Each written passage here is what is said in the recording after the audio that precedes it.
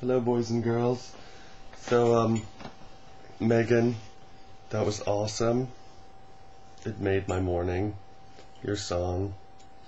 And thank you for mentioning my gargantuan dingling, because that is something everyone should know. Personally.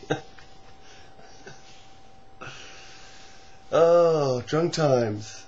Drunk charades, escapades, and fucking puke times. So, yeah. I'm a little delayed. I got drunk last night. Considering it was my birthday, we went out and got a little fuzzy. A little fuzzy. A little wasted. It's my leash to control myself with. So I'm going to tell a drunk story that there's also a video already of on my personal channel, just because it's really the best one I have.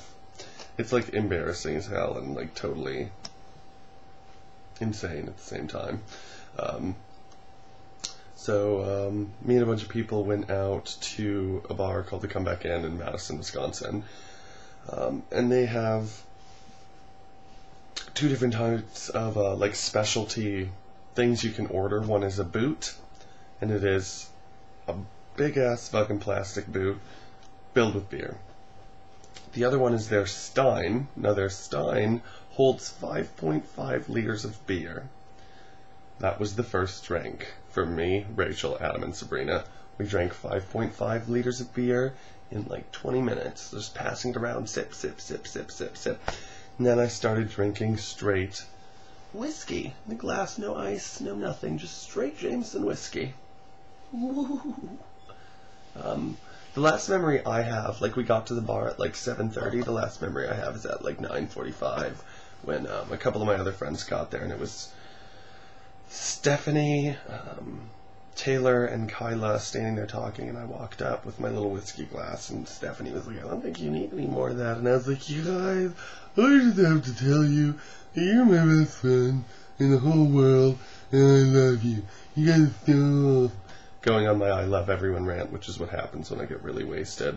And then the rest of this is all what I've been told from other people. So then I disappeared apparently for a really long time, and my friend Rachel, who gave me a ride down there, calls me and it's like, where the hell are you, blah blah, and I'm like, I'm outside by the car, blah blah. She said she came outside by the car and I was lying in a snowbank vomiting everywhere. It's just like there was like a parking space filled with my vomit. And so I'm like, yeah. So she's like, okay. She was like, do you want to go? And I'm like, yeah, I want to go. So then she goes inside and comes back out. We get in the car and we start driving. And this part I kind of remember. I kind of remember this and getting home. And then we're driving down the street. And I'm like, oh God, I'm going to throw up. And she's like, do you want me to pull over? Do you want me to stop? Like, and I was like, no, just keep going. So I push my legs together and I make a little fucking bowl and I fucking puke on my lap. I'm like, whatever. It's on my lap. It's done. What are you going to do? The horrible part is that I get home and of course I'm insanely drunk. So I walk in the house, I take off my clothes, and I get in bed. Well, this was at bar time, which was like 2:30 in the morning, so it was probably like 3 by the time I got home and had my clothes off and was in bed.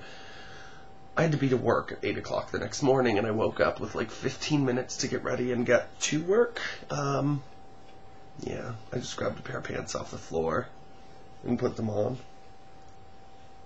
Yeah, I got to work, and like 2 hours later, at work, I finally stopped being drunk and started like being hungover, and I was like sweating, and I go like this. I wipe the sweat off my face, like that, and then I go to wipe it off of my pants, and I'm like, oh my God, and I'm like in a wheel, like a chair with wheels on it, and I just wheel back, I got my fucking little headset on, and I'm just like, oh my God. And then I went up to my boss and asked if I could go home and change, because I didn't live far away, and she said, no, we need you here for coverage.